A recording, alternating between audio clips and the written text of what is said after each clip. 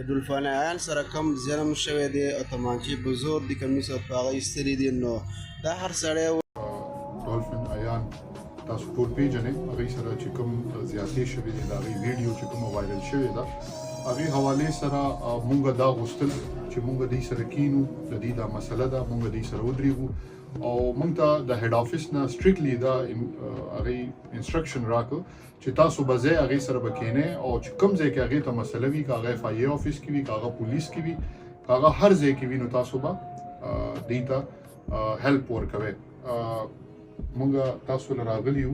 او مونږ ته دا ویلي شوي دي چې ستاسو مدد وکړو. تاسو مونږ ته لږ شان دا ووایه، دا د کس چې دا کوم تاسو دا ویډیو وایرل کړی دا څوک دی، تاسو څنګه پیژنئ، لږ مختصر شان. او دا د شب قدر میا کلی دی، میا کلی کې پاتې کیږي او دا چرس او سمګلینګ دا کار کې پاوډر وغیرہ خرڅي کنه بار ملکونو کې او د سی خلکو له چرس ورکي او غلاګانی کوي، مطلب ګن پوینټ باندې خلکو نه چانه ټوپک والا چانه سواله کنه. او سر د دې دا پروګرامو دیوی زموږ پروګرام لراشه، نو زموږ خو کار دا دی چې موږ پروګرامونو لزور ازو زموږ ته خو پته نه خبره چې موږ چې لاړو نو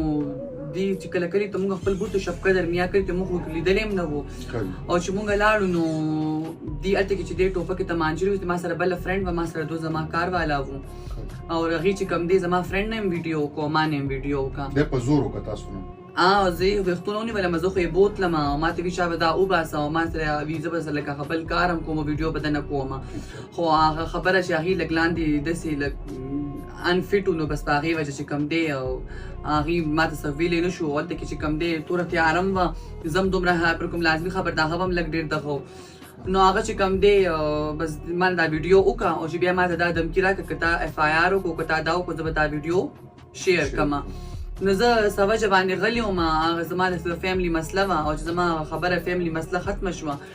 نو ما د دې کس خلاف اکشن واغستو. اکشن نه پس چې کم دی د ضرور ما سره سټام باندې لیکل وکړو چې لکه دې به ستا ویډیو نه وایرل کړي، تا نه به پیسې نه غواړي. نو د سر چې کم زما یو ځل روغه وشوه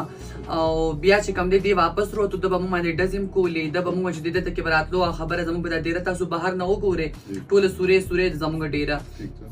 د بډزم کولې او دوی ته ما نه پروګرامونه کې ما سره ټول هر څه چیټ هر څه پراته دي، ثبوتونه پراته دي چې دوی کې. نو د بیا لاست ټایم ماله دا مونږ درنه وویسته، نو د ما ته وویل چې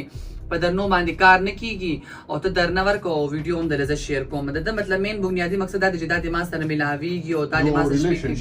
چې دا د ما سره شپې کوي او داسې کې نو زه ورسره شپې مې نه کوم او نه ورسره زه خبره غلط تعلق ساتل غواړم که نه. نو دا کس دی دا اوس یو میاشت شوه یو میاشت جیل کې تېره کړه، های کورټ کې ضمانت ولا ورکو، هغه هم چې دی تاریخ و مونږ لا نړو زمونږ څه مسله وه نو هغې ته ضمانت میلو شو چې هغې څنګه ټول 12 ورځو پس دې زما دا ویډیو شیر کړه. او دا چې څنګه راووتو نو مطلب د دا ته تھریټ در د ما نه مخکې د تھریټ راکړي دي سر ما سره